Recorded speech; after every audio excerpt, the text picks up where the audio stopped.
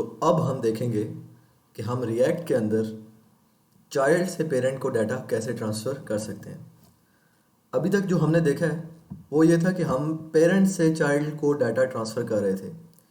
मतलब for example अगर इस कंपोनेंट को लें तो ये डाटा हम एक एरे में डाल रहे थे और वो ऑब्जेक्ट हम अपने किसी चाइल्ड को ट्रांसफ़र कर रहे थे। अगर मैं कोड की तरफ जाऊं तो जहाँ पे ये फॉर्म बना हुआ है, ये वाली एरे थी मेरी आईडी, जो अभी कंपोनेंट आपको यहाँ पे डिस्प्ले हो रहा है, ये वाला, ये सारे। तो ये बेसिकली मान लीजिए कि ये जो ऐप डॉट जे एस है ये मेरा पेरेंट है, और यहाँ से ये जो जितना भी ये डाटा मैं भेज रहा हूँ प्रॉप्स की हेल्प से, ये मैं यूज़र कंपोनेंट को भेज रहा हूँ और यूज़र कंपोनेंट ये है। तो और यहाँ पे इसको मैं सिंपली आगे कॉल कर रहा हूँ प्रॉप्स की हेल्प से। तो ये हम क्या कर रहे हैं कि पेरेंट से चाइल्ड की तरफ डाटा भेज रहे हैं।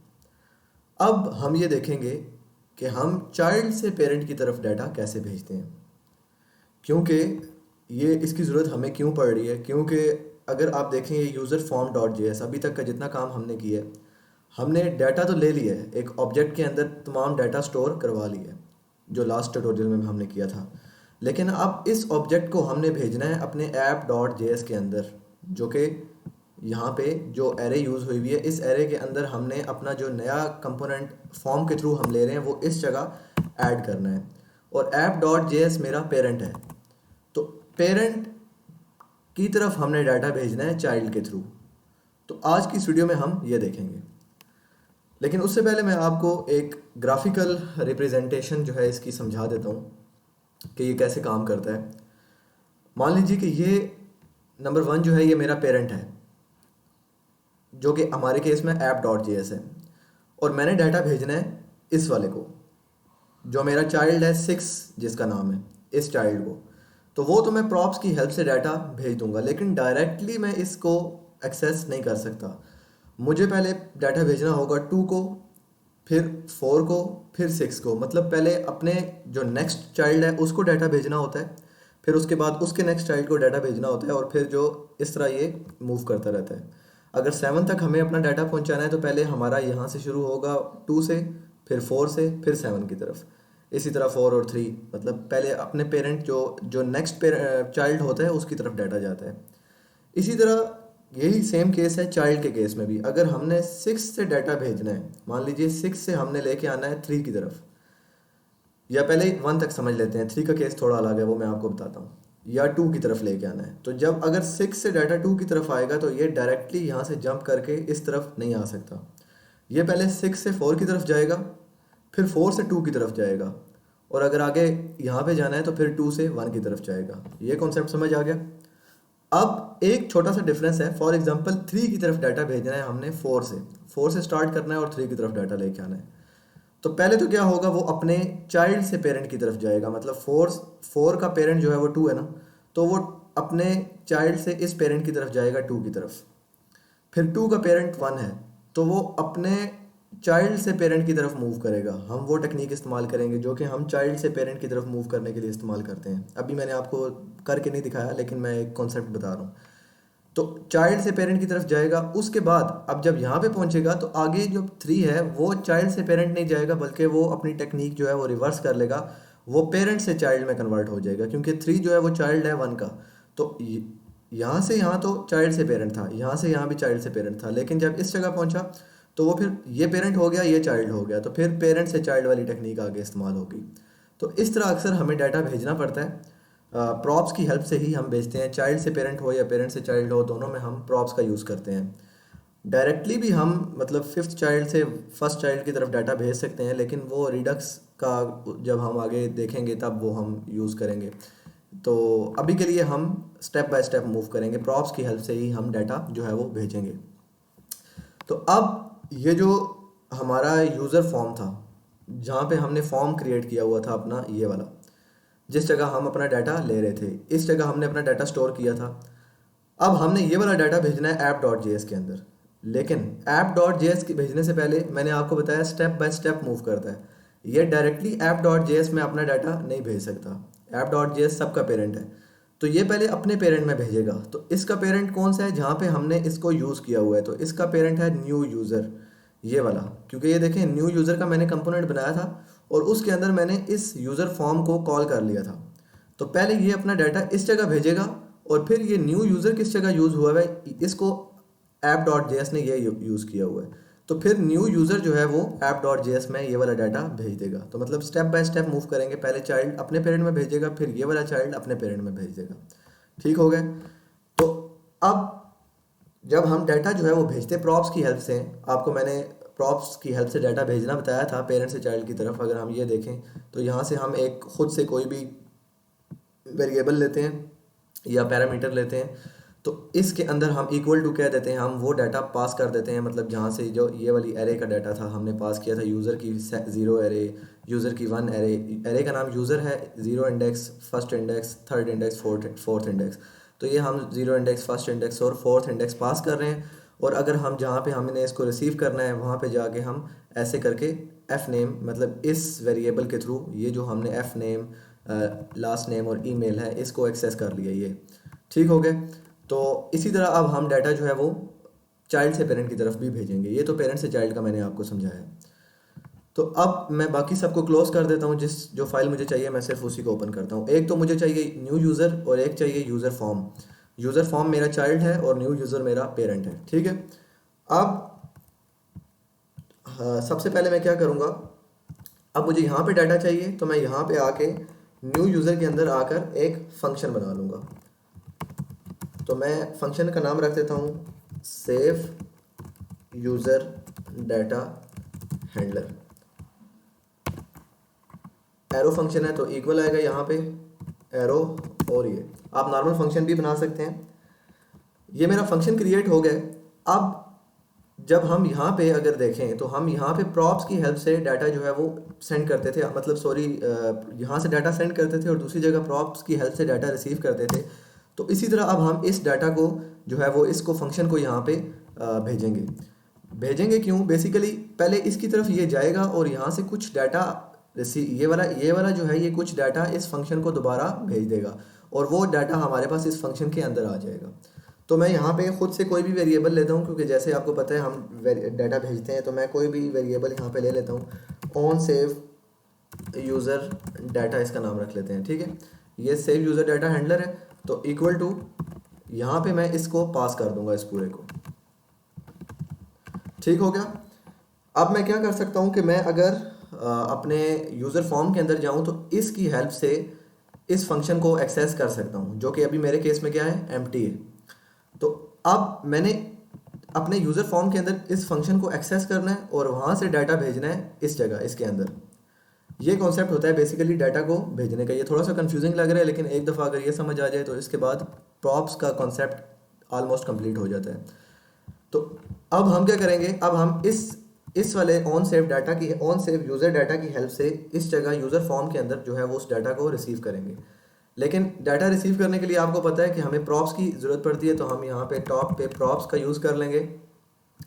और जहाँ पे हमने अपना ऑब्जेक्ट क्रिएट किया था ये वाला यूज़र डाटा, अब हमें यही तो भेजना है अपने इस जगह पे न्यू यूज़र के अंदर, क्योंकि इसके अंदर ही तो ईमेल, लास्ट नेम और एफ नेम, फर्स्ट नेम पड़ा हुआ है जो कि यूज़र यहाँ पे फिल करेगा। तो यही भेजना है। तो इसके बाद फ़ौरन बाद, मतलब जहाँ पे हमने इसको ऑब्जेक्ट क्रिएट किया है, तो इसके बाद हम क्या करेंगे, यहाँ पे आके हम क्या करते हैं कि इसको भेज देते हैं। तो भेजने के लिए सबसे पहले मैंने इसको एक्सेस करना है, तो इसके थ्रू मैं करूँगा। तो मैं लिखूँगा प्रॉप्स डॉट उस फंक्शन का नाम ये वाला ऑन सेव यूज़र डाटा, और क्योंकि ये फंक्शन है तो हम इसको क्या करेंगे, इस तरह कर लेंगे। और इस पैरामीटर के अंदर हम इस ऑब्जेक्ट को पास कर देंगे। अब जैसे ही हम इस ऑब्जेक्ट को पास करेंगे तो ये क्या करेगा, ये पूरे का पूरा जितना भी इसका डाटा है ना वो सारा इसके अंदर आ जाएगा। ठीक है। अब हमने ऑन सेव यूज़र डाटा को जो है वो डाटा भेज दिया है, जो कि हमारा यूज़र डाटा है। तो अब हमने इसको यहाँ पे भेज दिया है इस जगह ऑन सेव यूज़र डाटा को, और इसके अंदर क्या पड़ा हुआ है, सेव यूज़र डाटा हैंडलर, ये वाला फंक्शन पड़ा हुआ है। तो ऑटोमेटिकली जो डाटा हमने इसको प्रॉप्स की हेल्प से भेजा है वो इसके अंदर स्टोर हो जाएगा, और जो डाटा इसके अंदर स्टोर होगा वो ऑटोमेटिकली इस फंक्शन के अंदर हमारे पास आ जाएगा। ठीक हो गया। तो अब हम यहाँ पे क्या कर सकते हैं, console.log चेक करने के लिए कि हमारे पास डाटा आया या नहीं आया। लेकिन डाटा अभी हमने यहाँ पे भेजा है, ये अगर आप देखें यहाँ पे हमने इसको भेजा है, लेकिन हमने एक जो है वो पैरामीटर के थ्रू डाटा भेजा है। तो रिसीव करने के टाइम भी हमारे पास यहाँ पे एक पैरामीटर होना चाहिए। तो हम एक पैरामीटर क्रिएट कर लेते हैं, एंटर्ड, आप कोई भी नाम रख सकते हैं उसका, डाटा। मैंने इंटर डाटा रख दिया, या इंटर यूज़र डाटा कर लेते हैं इसको। ठीक है, अब मैं सिंपल क्या करूँगा, इसको यहाँ पे आके कंसोल डॉट लॉग कर लूँगा। अब अगर मैं इसको एक बार जाऊँ और चेक करूँ, अपने इस पेज को रिफ़्रेश करूँ और इंस्पेक्ट करूँ यहाँ पे कंसोल पे, अब हम कोई डाटा जो है यहाँ से एंटर करते हैं, लेट्स से k@gmail.com ABC और XYZ, ऐड यूज़र किया। तो ये देखें मेरे पास दो कंसोल डॉट लॉग की स्टेटमेंट आ रही हैं। लेकिन अगर हम इनकी डायरेक्टरीज देखें तो एक मेरे पास न्यू यूज़र की फ़ाइल में आ रहा है और एक यूज़र फॉर्म की फ़ाइल में आ रहा है। एक वो वाला है जो हमने यूज़र फॉर्म के अंदर पहले से किया हुआ है, ये वाला कंसोल डॉट लॉग हमने पहले से किया हुआ था, लास्ट वीडियो में हमने किया था। और एक जो है वो अभी न्यू यूज़र के अंदर जो कि हमने रिसेंटली डाटा गेट किया है, तो वो हमारे पास आ रहा है। ठीक हो गया, मतलब हमने चाइल्ड से पेरेंट को डाटा यहाँ पे भेज दिया। इस इंटर्ड यूज़र के अंदर, इंटर्ड यूज़र डाटा के अंदर हमारे पास डाटा जो है वो आ चुका है। अब एक चीज़ की कमी है, अगर हम app.js में देखें तो यहाँ पे हमने आईडी भी यूज़ की है, आईडी U1 U2, इस तरह हमने रैंडम आईडी जो है वो यूज़ की हुई है, U3 U4। तो अच्छा, इसको हम U को हटा के हम 1 2 3 कर देते हैं। आईडी में ज़्यादातर आईडी जो है वो हमारी 1 2 3 4 ही होती है। तो अब अगर हम इसके अंदर देखें तो हमारे पास क्या आ रहा है, कंसोल डॉट लॉग में ईमेल आ रही है, फर्स्ट नेम आ रहा है, लास्ट नेम आ रहा है, लेकिन आईडी नहीं आ रही। तो हम क्या करेंगे, यहाँ पे खुद से एक आईडी भी क्रिएट कर लेंगे। तो आईडी मैं कह देता हूँ, आईडी लेट से 4 है, आईडी 4 है। अब क्या होगा, ये वाली आईडी तो मैंने यूज़ कर ली है 4, लेकिन ये आईडी इस इंटर्ड यूज़र डाटा के अंदर कैसे जाएगी, मतलब इस ऑब्जेक्ट के अंदर जो हमने यूज़र फॉर्म में क्रिएट किया है। एक तो ये तरीका था, हम यहाँ पे आईडी यूज़ कर लेते इस तरह आईडी 4, तो वो ऑटोमेटिकली पास हो जाती वहाँ पे। लेकिन मैं चाहता हूँ कि मैंने यहाँ से आके आईडी जो है वो इंटर करूँ अपने इस जगह से। तो उसके लिए आपको मैंने बताया था सेकंड ट्यूटोरियल में, जब हम ES6 को रिफ़्रेश कर रहे थे, कि उसमें हम स्प्रेड ऑपरेटर और रेस्ट ऑपरेटर्स का यूज़ करते हैं। तो यहाँ पे मैं क्या करूँगा, 3 बार डॉट डालूँगा और उसके बाद अपने इस ऑब्जेक्ट को लिख लूँगा। इससे क्या होगा, अच्छा ये लिखने से पहले पहले मैं इस पूरे को किसी और ऑब्जेक्ट में स्टोर कर लेता हूँ। तो मैं यहाँ पे लिखता हूँ कॉन्स्ट, एक मैं न्यू ऑब्जेक्ट बना लेता हूँ, यूज़र डाटा इक्वल टू, अब मैं इसको इसके अंदर एक न्यू ऑब्जेक्ट बना लिया और इस पूरे के पूरे ऑब्जेक्ट को इसके अंदर सेव कर दिया है। 3 डॉट्स का मतलब होता है कि ये वाला जो आपने नया ऑब्जेक्ट बनाया है, उसके अंदर ये प्रीवियस वाला का जितना भी डाटा था वो सारा उसके अंदर आप सेव कर दो। तो एक तो हमने वो कर दिया और कॉमा डाल के एक हमने आईडी कर दी। ठीक है, अब क्या होगा, अब अगर हम इसको कंसोल डॉट लॉग, अब हमें इसकी ज़रूरत नहीं है, इसको हम हटा देते हैं, हम कंसोल डॉट लॉग इस वाले को कर लेते हैं, क्योंकि हमने इसके अंदर ये वाला तो ऑटोमेटिकली ले ही लिया है। तो इसके अंदर जितना भी डाटा होगा वो हमने स्प्रेड ऑपरेटर्स के थ्रू जो है वो ऐड कर दिया और साथ हमने आईडी भी ऐड कर दिया है। तो ये जो 3 डॉट्स होते हैं कि बेसिकली अगर करंट ऑब्जेक्ट या करंट एरे वगैरह के अंदर कोई ऑलरेडी एग्जिस्टिंग एरे या ऑब्जेक्ट ऐड करना हो तो उस केस में हम ये यूज़ करते हैं। इसका मैं काफ़ी डिटेल से सेकंड ट्यूटोरियल में बता चुका हूँ, इस वजह से मैं अभी इस पर ज़्यादा डिटेल नहीं दे रहा। तो अब अगर मैं इसको रिफ़्रेश करूँ और यहाँ से कोई रैंडम डाटा दोबारा एंटर करूँ, तो ये देखें मेरे पास आईडी 4 भी आ चुकी है। ठीक है, लेकिन जैसे जैसे मैं इसको कुछ और एंटर करूं तो आईडी हर बार मेरी 4 ही रहेगी, लेकिन आईडी हमारे पास हर बार यूनिक होनी चाहिए। ये देखें अभी भी आईडी 4 ही रही है। तो आईडी को हर बार यूनिक करने के लिए हमारे पास एक फंक्शन होता है, तो हम वो यूज़ कर लेते हैं रैंडम का। तो इसका होता है math dot random dot to string. ठीक है, अच्छा मैंने ये फंक्शन यूज़ कर लिया है और इस फंक्शन के अंदर, अच्छा ये मेरे पास एरर दे रहा है, मैथ डॉट रैंडम, स्पेलिंग तो ठीक है, मैथ का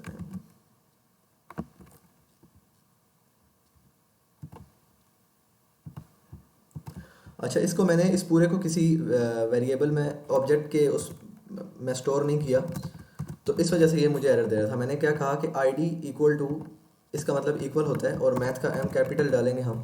तो अब अगर मैं इसको सेव करूं और रिफ़्रेश करूं तो हर बार मुझे रैंडम ID जनरेट होकर मिलेगी। मैं यहाँ पे टेस्ट कर लेता हूँ इसको। पहली बार मुझे ये ID मिली, इसी तरह यहाँ पे मैं कुछ और लिख लेता हूँ। तो ये देखें, दूसरी बार मुझे चेंज ID मिली है।